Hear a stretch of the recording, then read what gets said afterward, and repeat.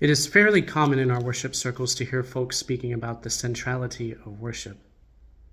This requires some explanation because it is easily misunderstood. Because the church exists in time and history, that which is central to our identity and work has to be understood in terms of our mission. A vase of flowers can be central on the mantelpiece, but that is not the kind of centrality we're talking about. Worship is central in the way that an engine under the hood is central to the operation of a car. The engine is not an essential decoration. Neither is it a useless weight of heavy metal that prevents a car from moving up and down the road by its volition.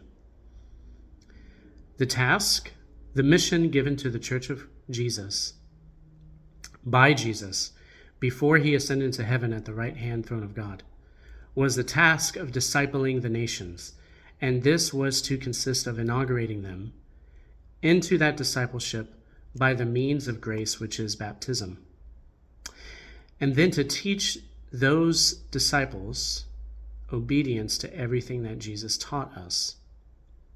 Matthew chapter 28, verses 18 through 20. This means that the assigned mission of the church consists of two components, birth and growth, the new birth and progressive growth. The church is not supposed to take mission on as a side operation. The church is the mission because the church is not a parenthetical thought to history. The church is the Israel of God. Galatians 6:16.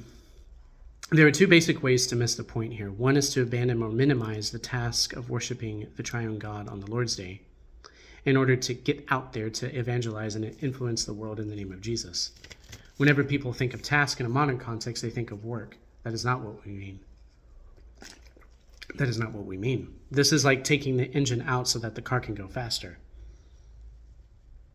The other way is to grant how important the engine is and to keep it on a fine operating order, but mounted on cinder blocks in your garage.